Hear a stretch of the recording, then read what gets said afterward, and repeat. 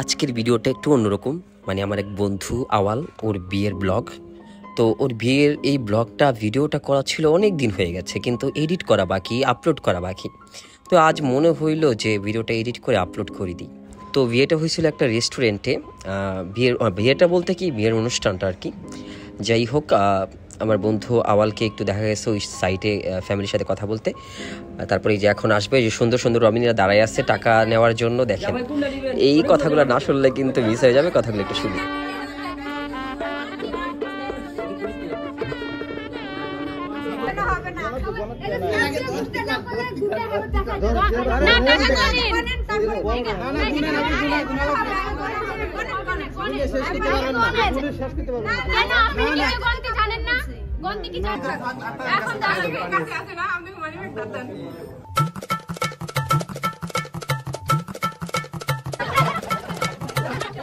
যেটা বলছি এটাই। আচ্ছা ওইটাই আচ্ছা আরে শিওর দাঁড়ান, আগে দেখবো যেটা দেখার কি আছে দেখো না।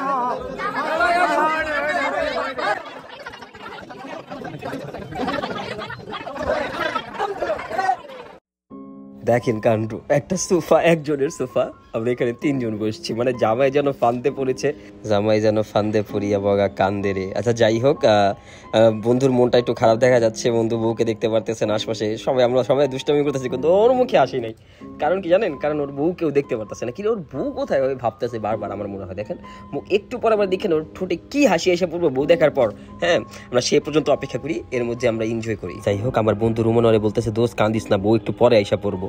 যাই হোক, আমাদের খাবারের আইটেমটা খুব পছন্দ হয়েছিল। মোটামুটি তারা সাধ্যমতো চেষ্টা করেছে অনেকগুলো আইটেম করার, মেহমানদারি করার যে ব্যাপারটা তারা খুব ভালো করেই জানে।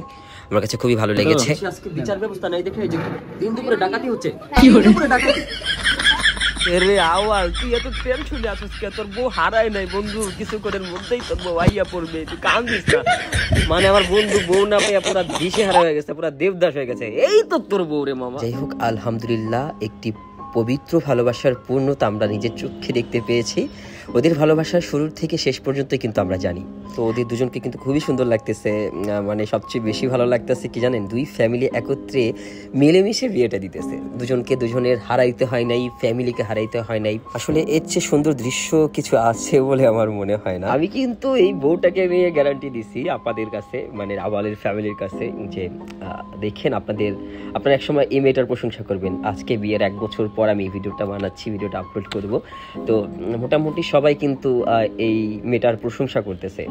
আসলেই বিয়ের পর কিন্তু একটা মেয়েকে উচিত, মানে কিভাবে একটা ভালো বউ হওয়া যায়, একটা ঘরকে কিভাবে সুন্দরভাবে সাজিয়ে রাখা যায়, মানে আশপাশের আত্মীয় স্বজন যাতে অন্তত পক্ষে বলতে পারে যে মেয়েটা লক্ষ্মী, এই মেয়েটার প্রশংসা যাতে করতে পারে, এরকম করে কিন্তু একটা মেয়েকে শ্বশুর বাড়িতে থাকা উচিত। তারপর কি হইলো বুঝলাম না, আওয়ালকে কিছু বললো নাকি কাকে কি বললো কোনে, আমি কিছুই বুঝতে পারলাম না। এই তো দেখতে পারতেছেন আমার বন্ধু রুমনকে দেখা যাচ্ছে, তারপর দেখা যাচ্ছে সিয়ামুদ উরফে রাকিব, তারপর দেখা যাচ্ছে এইচআর রাসেল শিল্পী, তারপরে আমাকে দেখা যাচ্ছে। তাছাড়াও এখানে আত্মীয় স্বজনদের দেখা যাচ্ছে, তারা খাওয়া দাওয়া করতেছে, অনেকে ফটো সেশন করতেছে। আর কত মাপ দিতে হবে? পাঁচটা জায়গাটা বেশি আগে কইছিলাম বিয়া করিস না।